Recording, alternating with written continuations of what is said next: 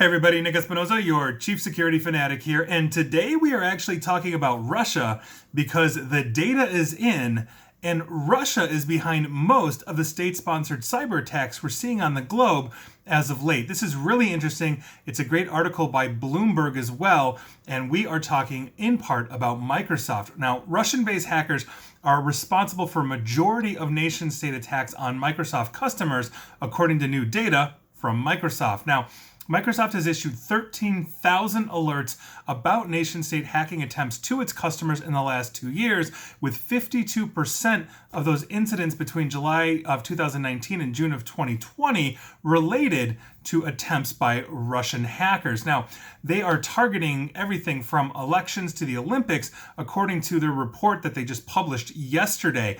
Iran was responsible for 1/4 of the alerts, while China was responsible for 12, which is interesting. Either they are very good at hiding their tracks, or they are just not as prolific as the Russians. Now, the remainder of nation-state activity observed by Microsoft, rather malicious nation-state activity, came from North Korea and some other countries. Now, Russian hackers have targeted election and political organizations in multiple companies, countries, as well as nonprofit groups, professional services, and higher education, according to Microsoft. Kremlin-linked hackers also try to break into 16 sporting and anti-doping organizations on 3 continents amid the basically the investigations into their athletes. And so I think that's very interesting. Now, according to Tom Burt, who is a vice president at Microsoft, and I quote, "We see nation-state actors constantly evolving, trying new techniques. As it stands today, the attackers are winning in that they are so well resourced and determined and so agile." Now, foreign attackers have continued to target organizations also related to American politics. This is also according to Vice President Burt there. Iranian hackers have also been prolific, stepping up their volume of attacks in the last 6 months.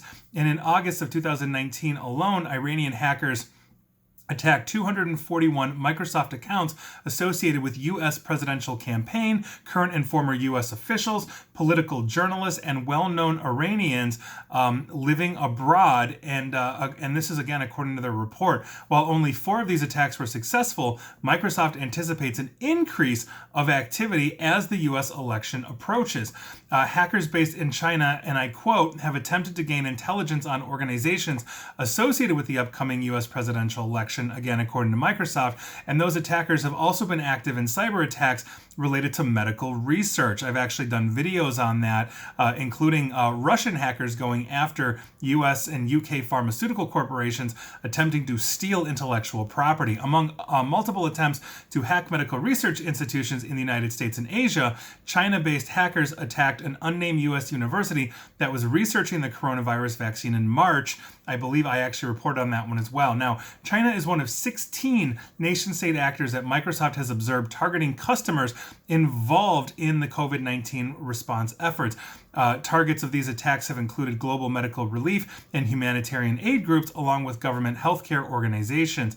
China was also a victim of attacks that sought to leverage the pandemic.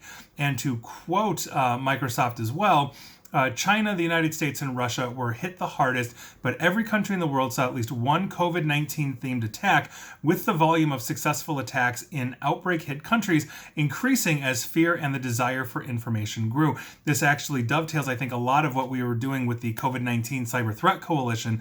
And so it's interesting to see Microsoft bolster what we were witnessing as we were looking at IOCs, or indicators of compromise.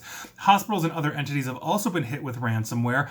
If you recall, I've done reports on that, as well as interviewed some chief information security officers from major hospitals.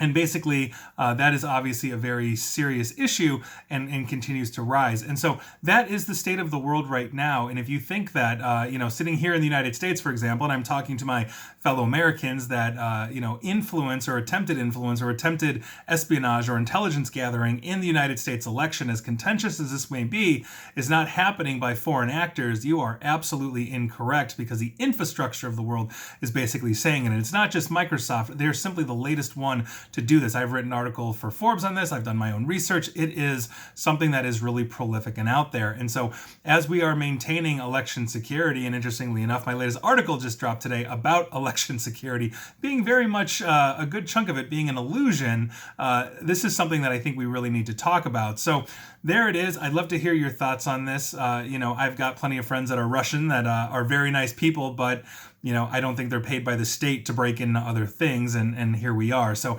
this is one of those things I think we all need to address and talk about, and so here we are, and that is your news of the day. And please like, share, follow me here on Facebook and Twitter at NickAESP, and please feel free to subscribe to me at YouTube as well. And as always, stay safe and stay online.